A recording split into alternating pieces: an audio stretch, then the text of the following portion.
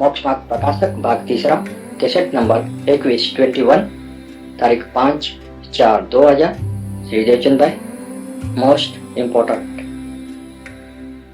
नमो अर्यंताणम नमो सिद्धाणम नमो आयर्याणम नमो उवज्जायाणम नमो लोये सवसावणम नमो समय साराय स्वानुभूत्या चकास्ते चित्त स्वभावाय भावाय सर्वभावांतरचिले मंगलम भगवान वीरो मंगलम गौतमो गणि मंगलम कुंद कुंदार्यो जैन धर्मोस्तु मंगलम सर्व मंगल मांगल्यम सर्व कल्याण कारकम प्रधानम सर्वधर्माणम जैनम जयतु शासनम ओंकार बिंदु संयुक्तम नित्यम ध्यायन्ति योगिनो कामदम मोक्षदम चैव ओंकाराय नमो नमः।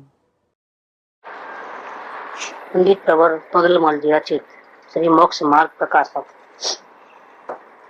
इसमें संसार दुख का मूल कारण और उससे छूटने का उपाय, ये विषय के ऊपर अब तक जो विषय चला है उसमें जीव कर्मों की अपेक्षा से कैसे दुखी होता है और चार गति की अपेक्षा से कैसे दुखी होता है वो बात चली।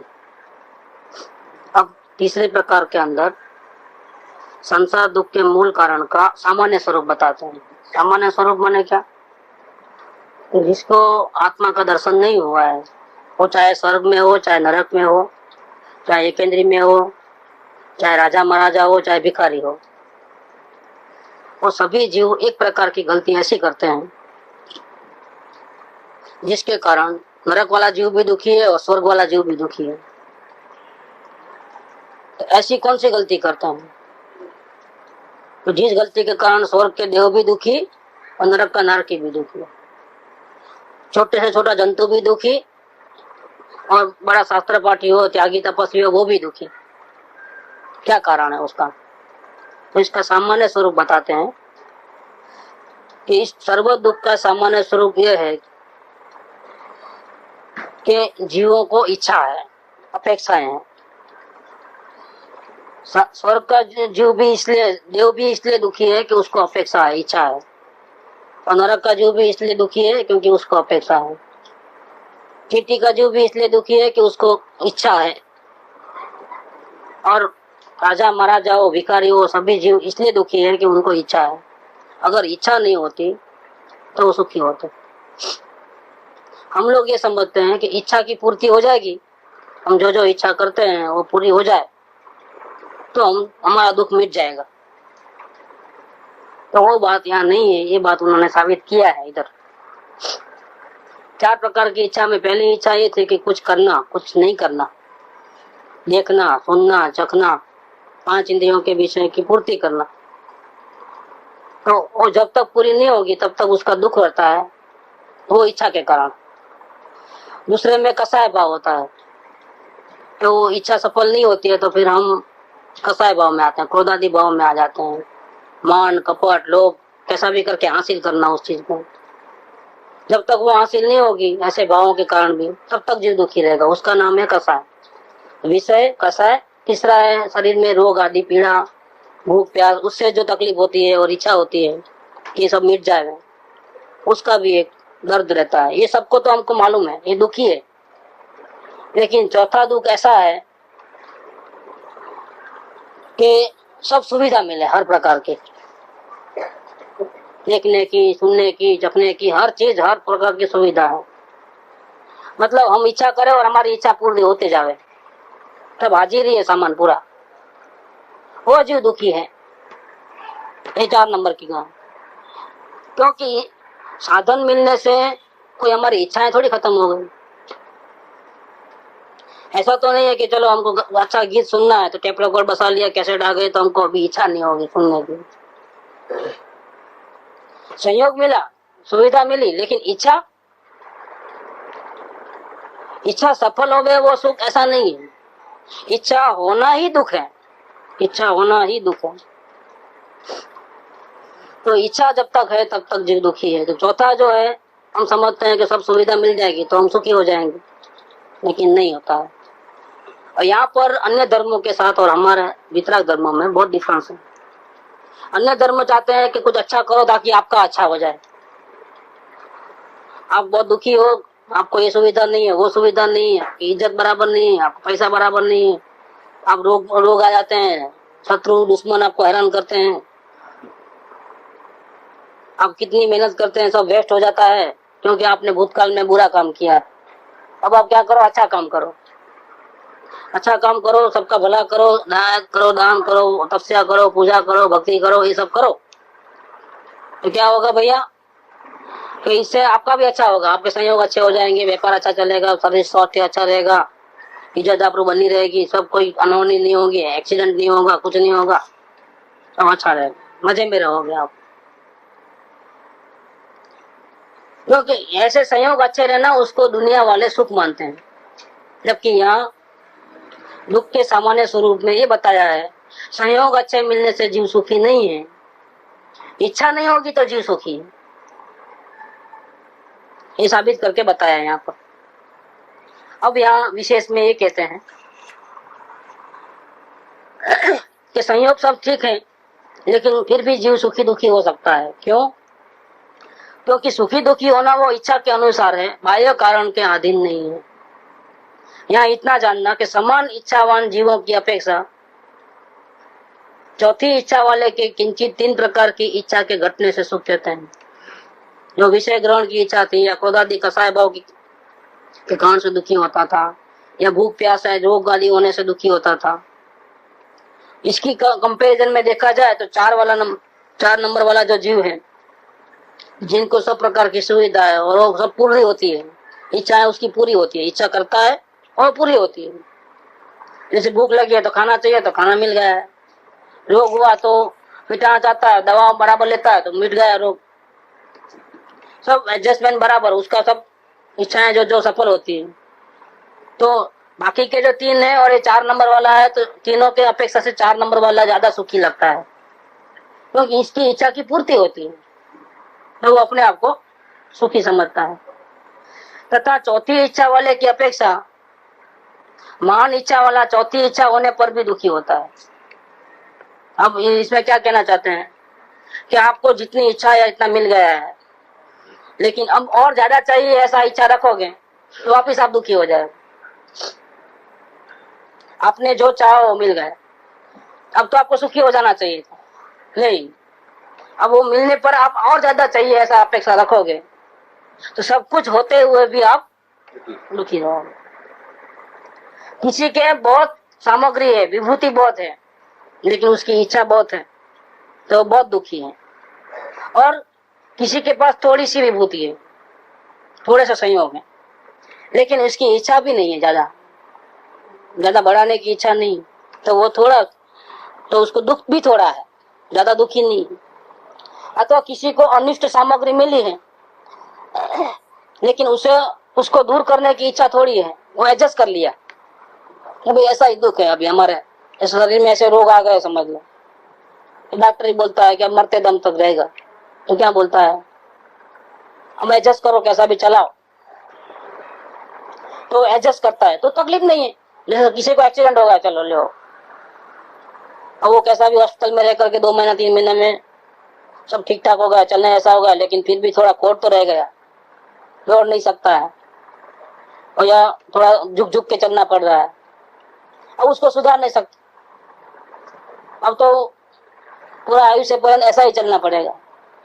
तो क्या करता है जीव, वो एडजस्ट कर लेता है, माइंड को मना लेता है कि अभी मेरी यही नियति है, चलो ओके चलाओ, तो दुख नहीं होगा ज्यादा। एडजस्ट नहीं करेगा तो दुखी हो जाएगा, नहीं ऐसा होना आग्रह रखेगा, नहीं ठीक ही हो जाना है तो प्रॉब्लम, लेकिन ऐसे कुछ मामलों में वो एडजस्ट कर लेता है। तो यहाँ ये बात कहता है कि किसी को अनिष्ट सामग्री मिली है, जो चाहता है ऐसा नहीं हो रहा है, लेकिन अब वो एडजस्ट कर लेता है, उससे उसको दूर करने की इच्छा थोड़ी है, तो वो दुखी भी कम है। तथा किसी को सब सुविधा मिली है हर प्रकार की, परंतु इस सुविधा को भोगने की और ज्यादा हासिल करने की इच्छा बहुत है, तो वो जीव ज्यादा दुखी है। इसीलिए नियम क्या है, बाह्य संयोग अच्छे हो चाहे बुरे हो, वो दुख सुख का कारण नहीं है। सुख दुख का कारण हमारी अपेक्षा है, और वो हमारी इच्छाएं हैं। वो बाह्य सामग्री नहीं हो तो भी रहती है, हो तो भी। वो बाह्य संयोग मिले तो इच्छा कम हो जाएगी, ऐसा नहीं है। इच्छा अलग है और बाह्य संयोग का मिलना जुलना वो अलग है। इसीलिए कृपालुदेव ने 108 में वो बात कही कि इस दुनिया में कोई मेरे लिए अनिष्ट नहीं है, कोई मेरे लिए इष्ट नहीं है। इसीलिए मुझे किसी पे राग नहीं करना है, किसी पे द्वेष नहीं करना है। सुख दुख का होना बाह्य सामग्री के आधार पे नहीं है। सुख दुख का होना हमारी स्वयं की गलती है। तारा दोषे तने बंधन छे, એ સંતની પહેલી શિક્ષા છે। તારો દોષ એટલો જ કે અન્યને પોતાનું માનવું અને પોતે પોતાને। वो 108 में पूरा डिटेल आ गया इसके अंदर, 2 शब्दों के अंदर। किसी का दोष नहीं है, इसीलिए कोई अशुभ नहीं है, कोई शुभ नहीं है। तो यहाँ पर यहाँ तक टोटल मारा है कि इसीलिए सुखी दुखी होना इच्छा के अनुसार जानना बाह्य कारण के अधीन नहीं है। नारकी के जीव दुखी और स्वर्ग के देव सुखी कहे जाते हैं, वह भी इच्छा की ही अपेक्षा से कहते हैं। क्यों? क्योंकि नारकियों को तीव्र कसाय के कारण इच्छा बहुत है और देवों को मंद कसाय के कारण इच्छा थोड़ी है, क्योंकि उनको सब मिल ही गया है। जो चाहा वो मिलता है तो फिर ज्यादा उसको तड़पना नहीं पड़ता है। नारकियों को चाहते हैं बहुत है और मिलता कुछ नहीं है तो तड़पना पड़ता है, तो कसाय ज्यादा है। तो ऐसा क्यों कहते हैं कि नरक के जीव दुखी? क्योंकि वो ज्यादा अच्छा इच्छा वाले हैं, इसलिए दुखी हैं। और स्वर्ग के जीव सुखी क्यों कहते हैं? क्योंकि इनकी इच्छा की पूर्ति होती है, तो इच्छा मंद हो गई, इसीलिए वो सुखी है। वो इच्छाओं की अपेक्षा, मंद तीव्र की अपेक्षा से सुखी दुखी है। बाकी सामान्य स्वरूप में देखेंगे तो इच्छा उनको भी है, इनको भी है, तो दोनों भी दुखी है सामान्य रूप से। ज्यादा सुखी दुखी इसलिए लगता है कि तीव्र इच्छा और मंद इच्छा। जितनी इच्छा है कमजोर, इतना जीव सुखी। और संसार की भाषा में जितनी इच्छाएं ज्यादा, उतना ज्यादा दुखी। लेकिन सामान्य स्वरूप को देखोगे, ज्ञानियों के साथ उनका कंपेयर करोगे, दोनों भी दुखी है। क्यों? कि ज्ञानियों की इच्छा नहीं है, इन दोनों को इच्छा है, ये बात है। तथा मनुष्य तिर्यंचों में भी सुखी दुखी इच्छा की ही अपेक्षा जानना। तीव्र कसाय से जिसके इच्छा बहुत है वो ज्यादा दुखी है। मंद कसाय से जिसके इच्छा थोड़ी है उसे सुखी कहते हैं। परमार्थ से दुखी बहुत या थोड़ा है। एक्चुअल में देखा जाए हकीकत में तो स्वर्ग के जीव सुखी नहीं है, उनको दुख कम है इसीलिए सुखी कहे जाते हैं। एक्चुअल में ये है। नरक के जीव दुखी इसलिए कहे गए कि उनको इच्छाएं बहुत है, दुख ज्यादा है। स्वर्ग के जीव इसलिए सुखी कहे गए क्योंकि उन है तो दुखी लेकिन कम दुख है, क्योंकि इच्छा कम है, इसीलिए उसको सुखी गिना गया। वास्तव में क्या है? एक्चुअल में सुखी नहीं है, इच्छा कम हुई है इसलिए सुखी कहे जाते हैं। देवादि को भी सुखी मानते हैं, ये भ्रम है। स्वर्ग में जाएंगे तो हम सुखी हो जाएंगे, ये हमारा भ्रम है। उनके चौथी इच्छा की मुख्यता है, इसीलिए वो भी आकुलित है। वो देवों का जो दुख है वो 4 नंबर में आता है, 4th नंबर में। लेकिन दुनिया वालों को नहीं मालूम है। दुनिया वाले तो यही कोशिश करते हैं कि कुछ सुविधा ज्यादा मिले और स्वर्ग में चले जाए तो अच्छा, ये कड़ा कोट से छूट जाए।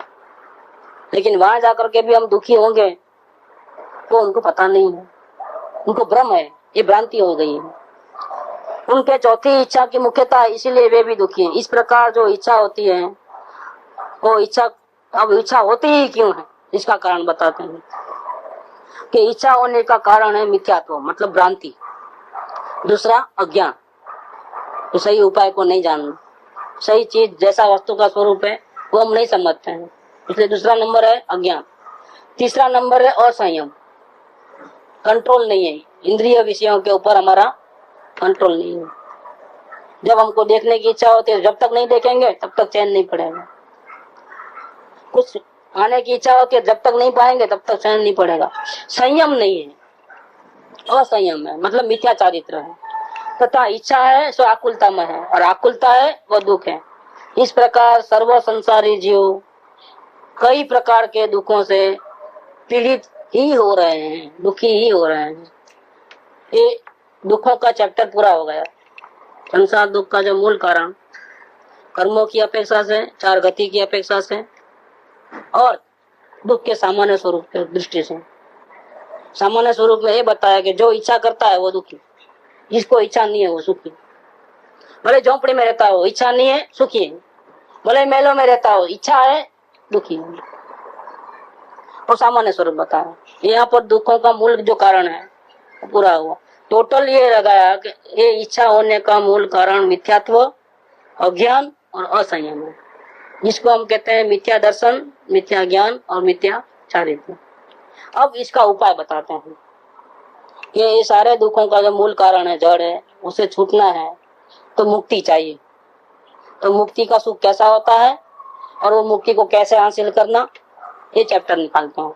ये चैप्टर पूरा होते ही ये चैप्टर तीसरा अधिकार पूरा हो जाएगा। ये एक स्पेशलिटी है यहाँ पर दिनवाणी की। दुख बताया, दुख का कारण बताया। अभी ऐसा नहीं कहा अब हम जैसा बोले ऐसा कहो, ऐसा नहीं बोलते हैं। ये साइड बताया, अभी ये राइट साइड बता देते हैं कि दुख से छूटने का सही तरीका ये है, इसको सुख बोलते हैं, इसका प्राप्ति करने का उपाय है। अब सब हमारे पर छोड़ देते हैं। अभी आपको जो करना है करो। ओरिजिनल जो स्वरूप है वो बता दिया, दुख, दुख का कारण बता दिया। अब सुख और सुख की प्राप्ति कैसे करना वो बता देते हैं। कहने वाले का जो करुणा भाव था वो यहाँ खत्म हो गया। अब सामने सुनने वाला जो है उसको नक्की करना है कि हमको क्या करना है। कोई जबरदस्ती नहीं, कोई जोर नहीं। ऐसा नहीं है कि तुम दुखी हो दुखी हो दुखी हो करके डरा डरा करके उसको कैसा भी पैर पड़ाने का वो बात नहीं है। उसको सुख का स्वरूप भी बता दिया साथ में। अब देखो सुख का स्वरूप क्या बताते हैं। तो उसके अपन किसी विषय को लेकर विकल्प पढ़ाना, जब विकल्प खुद की जानने की वो तो फर्स्ट नंबर है विषय। और विषय के जो हम नहीं जानते हैं उसको जानने की इच्छा रखना, उसका खुलासा करवाना। जब तक नहीं जानेंगे तब तक उसको दुख रहता है, उसका फर्स्ट नंबर है वो विषय। और हम कोशिश करें वो सफल नहीं हो तो चिड़चिड़ापन आ जाना, कसाय तीव्र हो जाना, वो सेकंड नंबर है। वो कसा है, वो तो जबरदस्त है। इसलिए बोलते हैं कौतूहल वृत्ति खत्म करो। इसका क्या तुमको क्या करना है? तुमको सुख से मतलब रखो ना, दर्शन का कारण। कौतूहल वृत्ति दर्शन का कारण। 108 नंबर का पत्र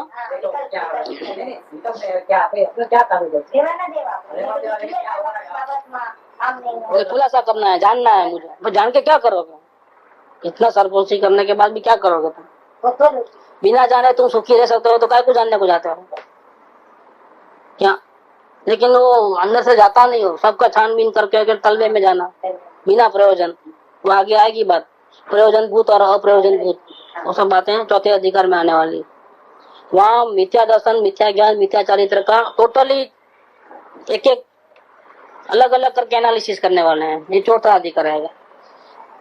भ्रम का, अज्ञान का और मिथ्या चरित्र, तीनों का एकदम अलग अलग एनालिसिस करने वाले हैं। और 4 नंबर में अभी तो क्या एक सामान्य रूप से बता दिया दुख, दुख का स्वरूप क्या है। चौथे अधिकार में दुख किस कारण से होता है? जैसे इच्छा हुई तो इच्छा है तो दुखी है, लेकिन इच्छा का कारण क्या है? तो मिथ्या दर्शन, मिथ्या ज्ञान, मिथ्या चरित्र। तो चौथे अधिकार के अंदर मिथ्या दर्शन, मिथ्या ज्ञान, मिथ्या चरित्र का एनालिसिस करेंगे तो बहुत क्लियर हो जाएगा। जितना क्लियर होगा ना इतना हमको सही कदम उठाने में आसानी हो जाएगी। अभी हम नहीं, क्लियर नहीं है हमारे माइंड के अंदर, इसलिए हम अभी भी हमारी चाल पे चलते हैं, उल्टी चाल पे। कोई ना कोई आशा बनी रहती है। ये पूरा समझ लेंगे ना दुख और दुख का मूल कारण और उसका भी जो रूट कॉज है, मिथ्या दर्शन, मिथ्या ज्ञान, मिथ्या चरित्र, उसको भी सही ढंग से समझ लेंगे ना तो फिर भूल के भी हम गलती नहीं करेंगे। डर लगेगा, गलती करते हुए डर लगेगा।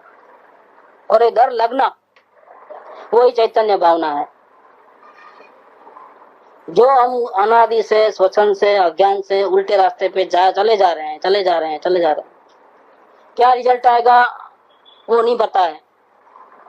आंख बंद करके चले जा रहे हैं, अभी वो ऐसी जो भ्रांति है उसका डर लगना, स्वरूप समझ में आना, उसका नाम है चैतन्य भावना। ये चैतन्य भावना वहां से जगती है।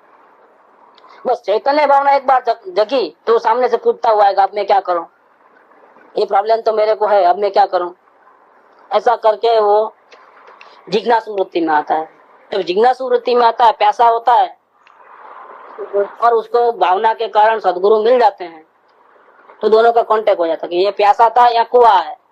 दोनों का कांटेक्ट हुआ, इनका कहना हुआ और इसका समझना हुआ। जब तक प्यासा नहीं है, भावना नहीं है, तब तक कुआं बाजू में है, पानी पीने का नहीं हो रहा है, क्योंकि प्यास नहीं लगी है। प्यास लगने के बाद अगर वो प्यास बुझाने वाला मिल जाए तो फौरन ग्रहण करता है, तो देर नहीं लगती है, एकदम तैयार है जीव। लेकिन स्वरूप समझेगा तो तैयार होगा। इसीलिए ये सब सार्थक है, ये जो भी हम चर्चा करते हैं अभी, ये सब सार्थक है। अब मोक्ष सुख और उसकी प्राप्ति का उपाय, जैसे दुख का मूल कारण बताया, अब मोक्ष सुख और उसकी प्राप्ति का उपाय बताया। अब जिन जीवों को दुख से छूटना हो, शरत, अब ये दुख बता दिया, इच्छा बता दिया, सबका मूल कारण इच्छा है। अब इच्छा खत्म करना हो जिन जीवों को, वे इच्छा दूर करने का उपाय करो। जिसको दुखी नहीं होना है उसको कैंची कहाँ लगाना, जिधर लगाना कि नहीं। जितने भी गलत लोग हैं उन सबको हटा दो, जो हमारे मित्र है सबको लाओ। ऐसा करना कि वो कैंची कहाँ लगाना, स्वयं में जो इच्छा है उसको ही कैंची लगा दो, खत्म। आप झोपड़पट्टी को दूर नहीं कर सकते, आजू बाजू के गलत वातावरण को दूर नहीं कर सकते। जगत में सभी प्रकार के जीव हैं, सुखी भी है, दुखी भी है, ज्ञानी भी है, अज्ञानी भी है, अच्छे भी है, बुरे भी है। आप बुरे लोगों को हटा नहीं सकते। क्या शरीर में रोग भी है तो रोग को हटाना संभव नहीं है। दवा वगैरह लो, इच्छा रखो, लेकिन हटना नहीं हटना अपने हाथ की बाजी नहीं। तो फिर क्या करना? अब हम रोग के कारण दुखी हो रहे हैं तो क्या करना? तो रोग दूर हो जाए ऐसी जो हमारी इच्छा है उस पे कैंची लगा दो, आप सुखी हो जाओगे। अब आप रोग रहेगा तो भी सुखी होगे। देखो ये ओरिजिनल उपाय बताते हैं। अब जिन जीवों को दुख से छूटना हो वे, उनको क्या करना? इच्छा दूर करने का उपाय करो। तथा इच्छा दूर तब ही होती है जब इच्छा का रूट कॉज मिथ्यात्व, अज्ञान और संयोग वो खत्म हो जाए। जब तक मिथ्या ज्ञान, मिथ्या श्रद्धा, मिथ्या चारित्र होगा तब तक इच्छा रहेगी। पीछे से पकड़ते हैं, नास्ती से लेकर के, हाँ नास्ती से लेकर के पीछे से अस्थि पे आते हैं। हम अवलोकन के द्वारा स्टार्टिंग से अस्थि पे आ गए तो नास्ती अपने आप निकल गई, और ये पूरा नास्ती से लेके लेके लेके लेके अब अस्थि पे आ जाते हैं। बाकी एक ही बात है, कोई अलग अलग बातें नहीं है। जब मिथ्या, ऐसे बोलेंगे हम मिथ्या छोटा तो कोई नहीं, मानने तैयार नहीं। तुम दुखी हो रहे हो, अब तुम सुखी होना है तो हटाओ, नहीं होना है तो रखो तुम्हारे पास, भटको, कोई मना नहीं है। अगर तुमको दुखी चाहिए, राजी खुशी से नरक निगोद में जाना है तो हमको कोई तकलीफ नहीं। ये सब भेद से और अवलोकन अभेद। हाँ, अवलोकन में डायरेक्ट अपना साधना है।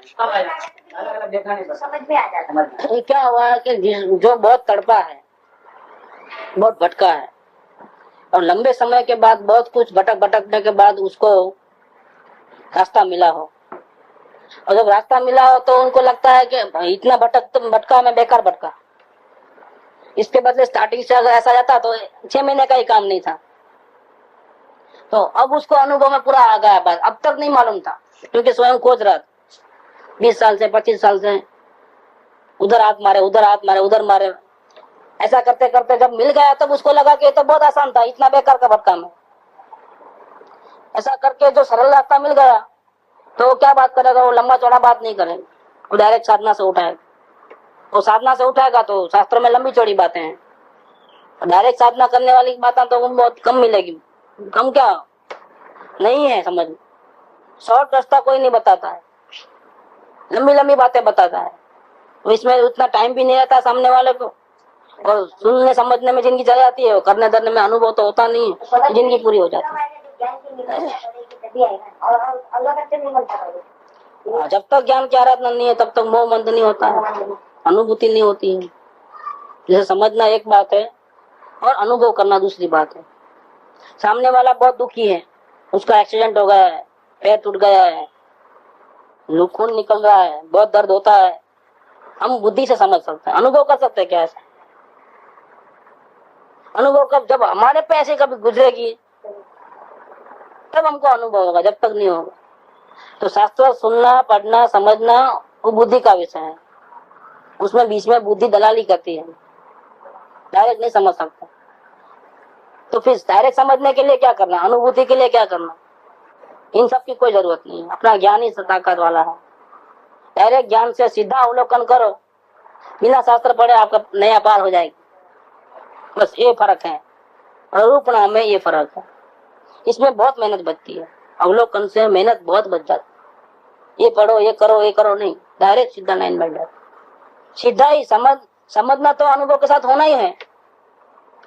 पहले जान करके बुद्धि में बिठा करके फिर अमलीकरण करो, इसके बदले अमलीकरण करते करते समझो ना, लाइन बिल्कुल क्लियर हो जाती है। समझ तो बढ़ने ही वाली है, बुद्धि तो हाथ में है ही है, तो भागने वाली नहीं है। लेकिन अनुभव करते करते बुद्धि का विकास हो गया, और एक बुद्धि का विकास हो गए बाद में अनुभव करे या ना करे, एक वार्ता वो है। और एक अनुभव करने से शुरू करे ज्ञान में, आराधना से, तो बुद्धि तो है ही, बुद्धि कहाँ भागने वाली है, तो वो तो समझ बैठते जाती है आराम से। बस अवलोकन शॉर्टेस्ट वे है। यहाँ ये कहते हैं कि इच्छा दूर तब ही होती है जब मिथ्यात्व, अज्ञान, असंयम का अभाव हो और सम्यक दर्शन, ज्ञान, चारित्र की प्राप्ति हो। इसीलिए अब जिन जीवों को दुख से छूटना हो उसको सम्यक दर्शन, ज्ञान, चारित्र प्रकट करने का मेहनत करने की जरूरत है। ऐसा साधन करने पर जितनी जितनी इच्छा मिटेगी उतना उतना दुख दूर होता जाता है। और जब मोह के सर्वथा अभाव से सर्व इच्छा का अभाव हो जाएगा तब सर्व दुख मिटता है और सच्चा सुख प्रकट होता है। तथा ज्ञानावरण, दर्शनावरण और अंतराय का अभाव हो तब इच्छा के कारणभूत क्षायक समय ज्ञान दर्शन का तथा शक्तिहीन पने का भी अभाव होता है।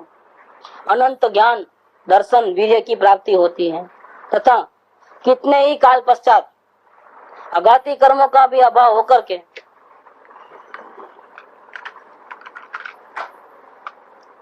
तब इच्छा के बाह्य कारणों का भी अभाव हो जाता है। क्योंकि मोह चले जाने के बाद किसी भी काल में कोई इच्छा उत्पन्न करने में समर्थ नहीं है। संयोग है लेकिन हमारे को मोह है तो तकलीफ, तो अच्छा बुरा करेंगे। यहाँ मोह नहीं है, भले ही संयोग हो लेकिन मोह नहीं है, तो क्या करेगा? राग द्वेष नहीं होगा। मोह है तो राग द्वेष है, मोह ही नहीं है राग द्वेष नहीं है। पड़ोसी ने पैसा देके गया, भैया मैं बालगांव जा रहा हूँ, ये रखो आपके पास, आने के बाद ले लूंगा। 10,000 रुपए पड़े हैं तिजोरी में, अब अच्छे भी नहीं लगते, बुरे भी नहीं लगते। देखो वो देखता है लेकिन मोह नहीं होता है, तो अच्छा भी नहीं बुरा भी नहीं, बस पड़े हैं साइड में। अपना है तो अच्छा बुरा सब विकल्प खड़े होते हैं, कहाँ लगाना, क्या खरीदना, क्या नहीं खरीदना। ये नहीं है तो कहाँ से लाना, बढ़ाना, वापिस थप्पी खाली करना, वापिस भरना, वापिस खाली करना, रोज का टेंशन। और बाजू में वो पड़े है, उसको तो कुछ नहीं होता है, जब मांगेगा दे लेने का है, तो इतना ही। मोह के कारण जीव सुखी दुखी होता है। मोह चले जाने के बाद, मोह था तो राग द्वेष थे, इसीलिए कारण कहे हैं उनका भी अभाव हुआ। जब मोह का अभाव हुआ और बाह्य कारण का भी अभाव हुआ तब जीव सिद्ध पद को प्राप्त होता है। वहाँ दुख का तथा दुख के कारणों का सर्वथा अभाव होने से दुख इसलिए नहीं है क्योंकि अंश मात्रा भी मोह नहीं है, तो दुख नहीं। और अघाती कर्म मिट गए हैं तो दुख के कारण भी नहीं है। घाती कर्म मिट गए हैं तो मोह नहीं है, ज्ञानावरणीय, दर्शनावरणीय, अंतराय मिट गए हैं तो दुख नहीं है। और अघाती कर्म मिट गए हैं, शरीर बिना के हो गए हैं, सिद्ध भगवान हो गए हैं, तो दुख के कारणों का भी सर्वथा अभाव है। इसीलिए सदा काल अनुपम, अखंडित, सर्वोत्कृष्ट, आनंद सहित अनंत काल विराजमान रहते हैं, वो बतलाते हैं। सीधा सिद्ध पद तक लेके गए कि सिद्ध भगवान बनेंगे तब क्या होगा। सबसे पहले मोह जाएगा, फिर ज्ञान का पर्दा हटेगा, दर्शन का पर्दा हटेगा, अंतराय का पर्दा हटेगा, अपनी सर्वशक्ति प्रकट होगी, दुख खत्म हो जाएगा। लेकिन दुख के कारण अभी भी है, क्योंकि भूतकाल में जो गलती की थी, जो आयुष्य कर्म बांधा था, इसलिए आयुष्य है, अभी शरीर है, साता वेदनीय है, गोत्र कर्म है, ये सब है अभी। भगवान को भी सुख पूरा प्रकट होगा, लेकिन दुख के कारण मौजूद है, दुख सुख दुख के कारण मौजूद है, आघाती कारण। जब सिद्ध भगवान बन गया, शरीर छूट गया, ऊंचा कुल नीचा कुल गोत्र नाम सब खत्म, साता वेदनी खत्म, सब संबंध परमाणु मात्र का भी संबंध छूट गया, तब सर्व प्रकाश है। तो दुख के कारण, सुख दुख के कारण भी मिट गए और मोह खत्म होने से दुख भी मिट गया। अब अनंत काल तक कैसा सुख मिलता है? एक तो सदा काल के लिए हमेशा की छुट्टी, दूसरा अनुपम, जिसकी कोई कंपैरिजन नहीं है दुनिया वाला। शिव भगवान का सुख स्वर्ग के इंद्र जैसा नहीं है। डिफरेंस क्या है? स्वर्ग के इंद्र को तो शरीर है, भोग विलास के साधन है और उनकी भोगने की इच्छा भी। शिव भगवान को शरीर ही नहीं, संयोग की जरूरत नहीं है उनको, और भोगने का कोई मोह भी नहीं, इच्छा भी नहीं। कितना बहुत डिफरेंस है। हमको कैसा शिव भगवान बनना है? इंद्र जैसा, स्वर्ग में जाने जैसा नहीं, सोने के महल, सब कुछ अच्छा, बाग बगीचे, मोटर गाड़ियां, विमान, सब नहीं, ऐसा नहीं चाहिए। शरीर ही नहीं चाहिए। सदाकाल अनुपम, अखंडित, कभी भी बाधा नहीं पहुंचे, अखंडित, सर्वोत्कृष्ट, आनंद सहित अनंत काल तक विराजमान रहता है ये सिद्ध भगवान। यहाँ तक पहुंचने का ये अपना प्रयास है, पूरा समझने का भी और चलने का भी।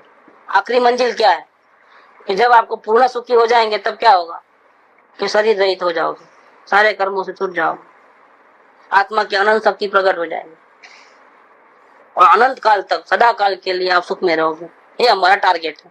इसीलिए पंच परमेष्टि के अंदर सिद्ध भगवान का हम स्मरण करते हैं। और हम एकेंद्रीय से बाहर आए, उसमें भी किसका उपकार है? सिद्ध भगवान का उपकार। एक जीव संसार के चार चुंगल में से निकल करके बाहर चले गया, तब एक जीव निगोद में से निकल करके एक इंद्रिय आदि पर्याय में आया, दो इंद्रिय आदि पर्याय में आया। अब आगे कहते हैं, ज्ञानावरण दर्शनावरण का क्षोभसम होने पर तथा उदय होने पर मोह द्वारा एक एक विषय को देखने जानने की इच्छा से महाव्याकुल होता था। ये जो सुखी हुआ वो जीव अपनी कहानी कहता है कि पहले क्या था, भूतकाल कैसा था। ये ज्ञान तो अंदर में ताकत बहुत थी, लेकिन आवरण था, तो सब कुछ नहीं जान सकता था, जैसा है वैसा नहीं जान सकता था, तो ज्ञानावरण था। दर्शनावरण में जैसा है ऐसा नहीं दिखता था, और साथ में मोह था, भ्रांति थी। एक तो कम देखना, कम जानना, ऊपर से उल्टा जानना, भ्रांति। एक तो ताकत थोड़ी, और दूसरा डायरेक्शन रॉन्ग। अब क्या हो जाए? मोह है वो डायरेक्शन है, ऐसी भ्रांति हो जाए कि जहाँ दुख है वहां सुख लगे। ऐसे संयोग का बढ़े तो वो सुख लगता है, असल में दुख का कारण है। क्योंकि संयोग को हमारे सबकी जिंदगी में क्या है, सबको अच्छा संयोग चाहिए, अच्छा खाना पीना, ओढ़ना, घूमना फिरना, सबको चाहिए, और सुखी हो जाना ऐसा मानते हैं। वास्तव में मनुष्य जन्म बर्बाद होता है इन सब के पीछे हासिल करने में। ये सब काम जिम्मेदारी निपटाने में ही समय पूरा हो जाता है, और हमारे आत्मा की आराधना नहीं करते हैं। पूरा समय हमारा दूसरों के लिए जाता है। दूसरों के लिए मतलब शरीर की सुरक्षा के लिए मकान, जायदाद, कुटुंब, परिवार, धन दौलत, इज्जत, आबरू, समाज, उसमें चले गया। अब ये जिसको आत्म साधना करना है उसको सबसे शरीर से ही नया नाता तोड़ देना है। मैं आत्मा हूँ, चैतन्य, उसकी साधना करना है। तो शरीर और शरीर के जितने संबंधी, कुटुंब, परिवार, सगे संबंधी, समाज, व्यापार, धंधा, मकान, जायदाद, सब छूट गए, सब लपन चपन छूट गए। तो एक तो ज्ञानावरण दर्शनावरण का क्षोभसम, ऊपर से मोह, इसीलिए एक एक विषय को देखने जानने की इच्छा से महाव्याकुल होता था। तो सब साथ में नहीं जानना हो रहा है ना, क्योंकि ज्ञानावरण है। अब क्या करना पड़ेगा, टर्न बाय टर्न जानना पड़ेगा, वन बाय वन। सब कुछ एक साथ नहीं देख रहा है तो क्या करना, वन बाय वन देखना है। तो जब सब कुछ देखना जानना है और देखने की ताकत नहीं है तो वन बाय वन जानना पड़ता है। तो क्या होता है कि एक चीज देखी समझो तो बाकी का देखने का वो पेंडिंग रहता है, तो उसका दुख चालू है। फिर ये दुख को मिटाया तो दूसरा देखने को आया, तो बाकी का अभी भी बाकी रह गया देखने में। ऐसा वो हमेशा दुखी रहता है। ऐसा जानने में भी ऐसा होता है। इसीलिए देखने जानने की इच्छा से महाव्याकुल होता था। अब मोह का अभाव होने से इच्छा का भी अभाव हुआ कि कुछ जानना नहीं है, कुछ देखना नहीं। जिसको जानना देखना है वो तो मैं अनुभव कर रहा हूँ, जो सुख का धाम है, जो स्वयं हूं मैं, स्वयं परमात्मा है, उसको तो देखने के लिए किसी की जरूरत ही नहीं। बाह्य साधन सामग्री की जरूरत नहीं है, शरीर की जरूरत नहीं, 5 इंद्रियों की जरूरत नहीं, और किसी साधन की जरूरत नहीं बाह्य साधनों की। स्वयं अपने ज्ञान के द्वारा अपने परमात्मा को, सुखधाम को देख सकता है और सुखी हो सकता है। आंख कान नाक मन की 5 इंद्रियों की कोई जरूरत नहीं। लेकिन वो सही रास्ता नहीं अपना करके उल्टी चाल करता है तो दुखी होता था। अब इच्छा का अभाव हो गया, मोह का अभाव हो गया, तो इच्छा का अभाव हुआ, मतलब स्वरूप दिख गया। अब मैं जिसको देखना है उसको देख रहा हूँ। जिसको देखने से शांति नहीं मिलने वाली है उसको नहीं देखता हूँ। जानना नहीं है, देखना नहीं है, कुछ भी है सब कुछ जगत में, लेकिन मेरे आत्मा से बढ़िया कोई नहीं, और उसको तो मैं देख ही रहा हूँ, तो मैं शांति मिल रही है। अब मुझे ज्यादा दुखी होने की कोई जरूरत नहीं, बेकार का टाइम वेस्ट करने की भी जरूरत नहीं। इसलिए मोह का अभाव हो गया। मोह का अभाव होता ही देखने जाने की इच्छा खत्म हो गई, इसीलिए दुख का अभाव हो गया। तथा ज्ञानावरण दर्शनावरण का क्षय होने से सर्व इंद्रियों को सर्व विषयों का युगपथ ग्रहण हुआ। अब क्या हुआ कि ये अपना जो आत्मा है, बहुत समझने की बात है कि हमने अपने आत्मा को देखा, जगत की सर्वोत्कृष्ट वस्तु स्वयं सुखधाम परमात्मा को देखा, तो क्या हुआ, इतना सारा ज्ञान कैसे आ गया, केवल ज्ञान कैसे हुआ। हमने तो सिर्फ एक को ही देखा है, सारी दुनिया को देखने नहीं गए, लेकिन इस एक को देखने से सारी दुनिया कैसे दिख गई, तो उसका बताते हैं कि आत्मा है वो ज्ञान का आईना है। जैसे सूर्य एक जगह पे है लेकिन रोशनी कहां तक पहुंचती है, चारों ओर पूरे वर्ल्ड में, ठीक है। वैसे ये ज्ञान का सूर्य है। ये ज्ञान का सूर्य दर्पण के जैसा है। जैसे सूर्य है, सूर्य प्रकाशित कर सकता है, लेकिन वो दर्पण जैसा नहीं है। वो चारों ओर उसका प्रकाश फैल सकता है, लेकिन सामने जो समझो ये झाड़ है, सूर्य ऊपर है, तो झाड़ का फोटो वहां नहीं गिरता है उसकी इतनी। ये तो क्या है, ज्ञान सूर्य है।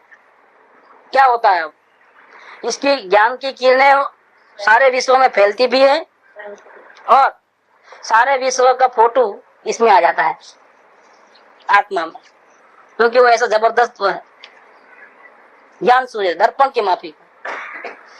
अब सारे को जानने की जरूरत नहीं, एक को जान लिया तो सबका फोटो इसमें आ जाता है, सारे दुनिया का फोटो इसमें आ जाता है। तो क्या हो गया, केवल ज्ञान हो गया।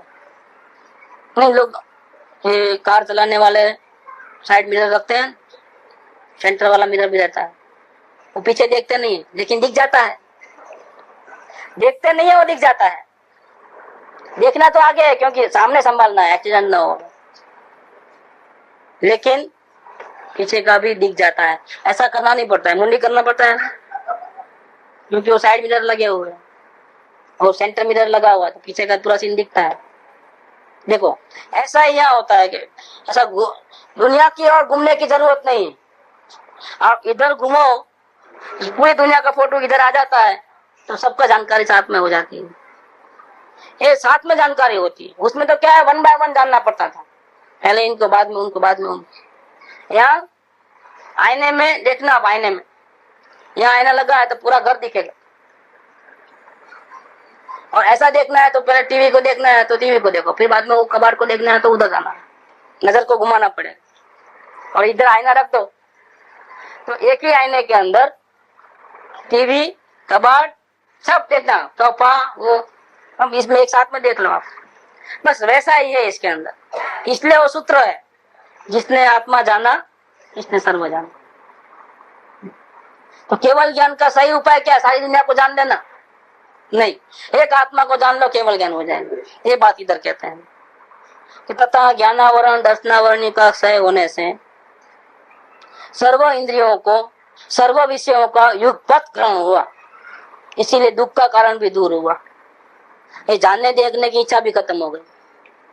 वही दिखाते हैं, जैसे नेत्र द्वारा एक एक विषय को देखना चाहता था, अब त्रिकालवर्ती त्रिलोक के सर्व वर्णों को युगपत देखता है। तीनों काल, ये जो वर्तमान में उतना नहीं, भूतकाल के भी, भविष्य काल के भी, सबका फोटो इसमें आ जाता है। इस पर से अपनी महिमा देखो, कितनी महिमा है, ये आत्मा की महिमा कितनी है। हम आप देखने जाएंगे समझो तो वर्तमान का ही देखेंगे और 1 बाय 1 देखना पड़ेगा। जबकि आत्मा में क्या है? आत्मा में भूतकाल का अनंत भूतकाल, वर्तमान और अनंत भविष्य, सबका फोटो एक साथ में पड़ रहा है। जैसे देख लो, इसका सबूत बताता हूं मैं। ऐसा कैसे? हम स्कूल जाते थे, छोटे थे तब, कौन से मकान में रहते थे, कौन सी गली में रहते थे, रोज कैसे जाते थे। अभी वो हाजिर नहीं है, वो उसी ने है क्या अभी, लेकिन याद करना है तो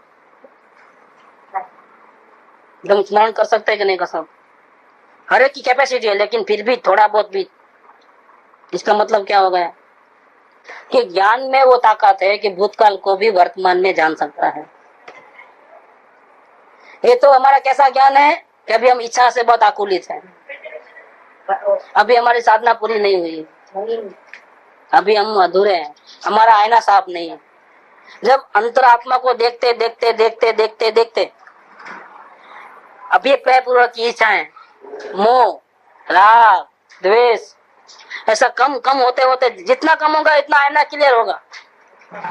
ये आत्मा का आईना आवरण मिटते जाएंगे तो क्या हो जाएगा? जब संपूर्ण मिट जाएगा, सफाई करते करते करते करते जब ये आत्मा का आईना मोह, राग, द्वेष, अभिप्राय के, आचरण के सब मिट जाएंगे, जब टोटल क्लियर हो जाएगा, तब क्या होगा? अनंत भूतकाल और अनंत भविष्य काल, जो अभी नहीं आई है वो भी चीज सब हाथ में एक साथ में दिख जाएगा। अपना ही नहीं, पूरे दुनिया का। तो फिर हमारे आत्मा की महिमा देखो कितनी है। ऐसा होता है परमात्मा। परमात्मा कैसा होता है? लोकालोक झलकते जिसमें, ऐसा प्रभु का परमात्मा। वो कुछ जाने कुछ नहीं जाने ऐसा नहीं होता है। परमात्मा संपूर्ण जानता है, तीनों काल को जानता है, और वो संपूर्ण सुखी होता है। सब कुछ जानने पर भी उनको तकलीफ नहीं होती। और वो सब कुछ जानने में बुरे लोग जानता है कि नहीं जानता है? नहीं, सब कुछ जानता है, उसमें नरक नहीं दिखती है, स्वर्ग ही दिखता है। ऐसा है? नरक भी दिखती है, स्वर्ग भी दिखती है, अंधेरा भी दिखता है, प्रकाश भी दिखता है, सब दिखता है, अच्छा बुरा सब दिखता है, फिर भी जरा भी तकलीफ नहीं होती। देखो, आईने को कोई तकलीफ नहीं होगी अगर आईना बनोगे तो।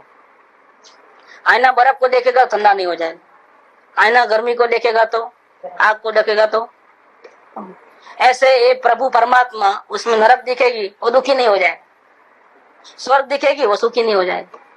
देखो, ये अपने आत्मा की वैल्यू इसमें तो समझना है कि हमारी आत्मा में कितना बल है।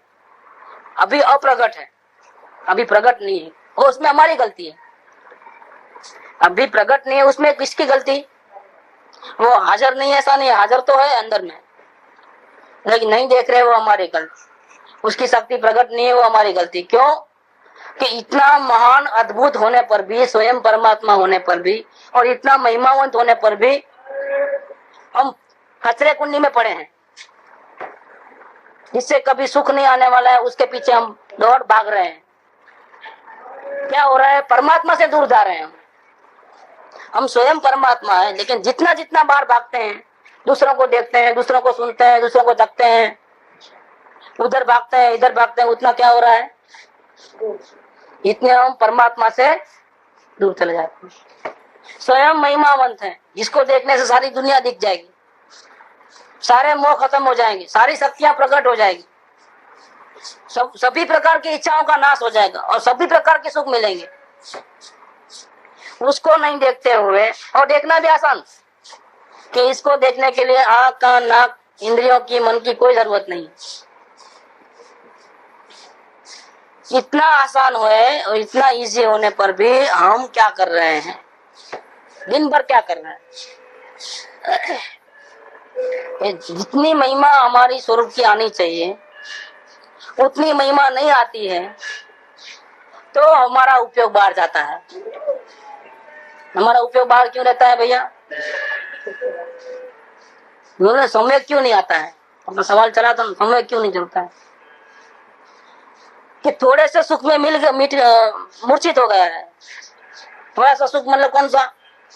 कि संयोग ऐसे हैं कि ना इधर कोई इच्छा है और ना वहां कोई प्रतिकूलता है।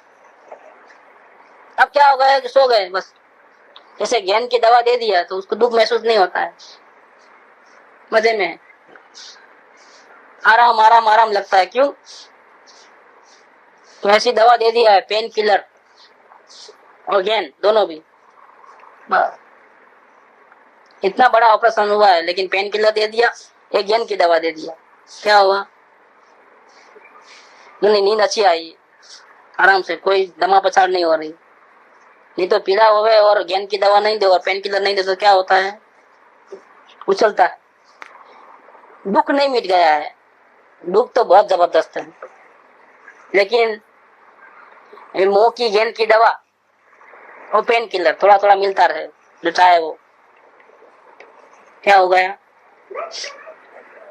कोई टेंशन नहीं है। वास्तव में क्या हो रहा है? वास्तव में वो बहुत अपने नुकसान कर रहा है समझ।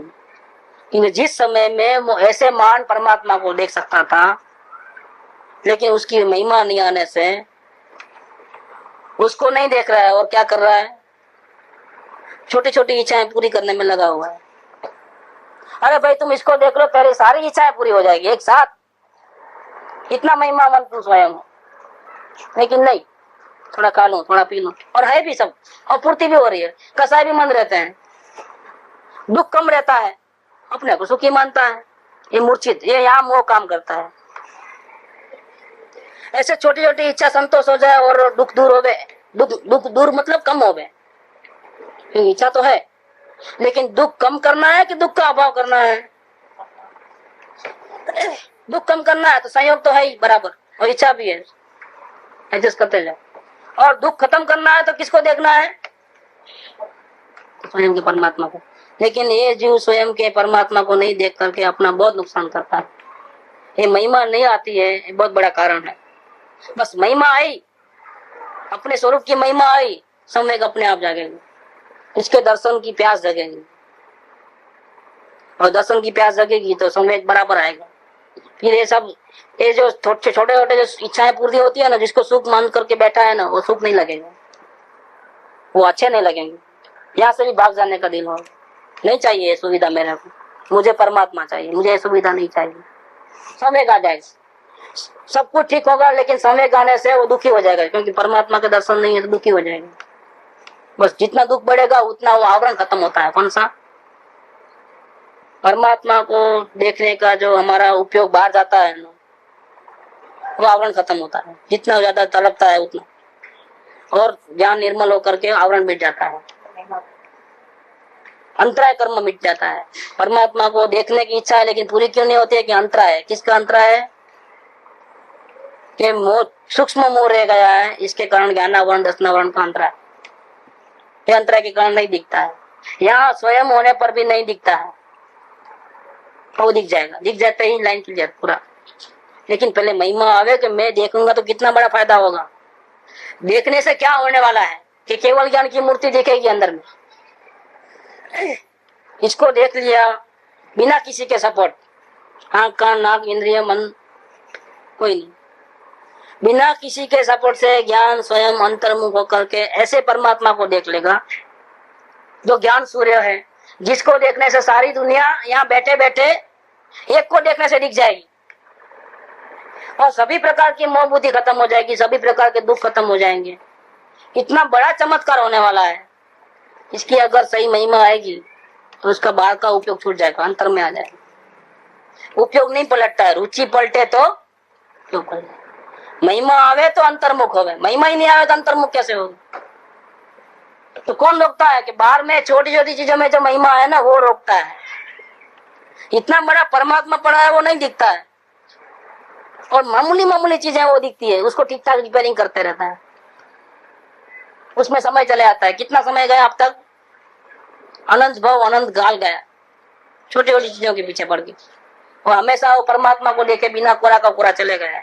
जन्म लिया, मरण हुआ, दूसरी गति में गया, जन्म लिया, मरण हुआ, दूसरी गति में चले गए। एक काम बाकी रह गया, कौन सा? अपने आप को देखने का। अगर अपने आप को देख लेता तो इतना बड़ा चमत्कार होता जिसकी हम कल्पना भी नहीं। नेत्र द्वारा एक एक विषय को देखना चाहता था। अब त्रिकालवर्ती त्रिलोक के सर्व वर्णों को, सारे कलर को युगपथ देखता है, भूतकाल के, वर्तमान काल के, भविष्य काल। कोई बिन देखा नहीं रहा जिसके देखने की इच्छा हो। कुछ न दिखे तो देखना है ना, सब दिख रहा फिर क्या? इच्छा ही खत्म हो गई। इसी प्रकार स्पर्शनादि के द्वारा एक एक विषय का ग्रहण करना चाहता था। अब त्रिकालवर्ती त्रिलोक के सब स्पर्श, रस, गंध शब्दों का युगपथ ग्रहण करता है। कोई बिना ग्रहण किया नहीं रहा कि जिसका ग्रहण करने की इच्छा उत्पन्न हो। इसीलिए वो परम सुखी हो गया। इसके ऊपर और ज्यादा कल विवरण चलेगा कि सिद्ध भगवान होते ही कैसा सुख होता है। इसका स्वरूप बताएंगे तो हमको ऐसा प्राप्ति होने की भावना जगेगी, इसको पाने की, देखने की इच्छा होगी। तो वो भी एक आत्म भावना है। दुख से छूटना है, वो भी आत्म भावना है। शांति चाहिए, वो भी आत्म भावना है। और ऐसे परमात्मा को जल्दी से देख लूं, ऐसी भावना हो, वो भी आत्म भावना है। आत्म भावना जगह बिना तो एक कार्य होने वाला नहीं। विशेष सुख धाम अनंत सुसंत चही, दिन रात रहे तद ध्यान मही।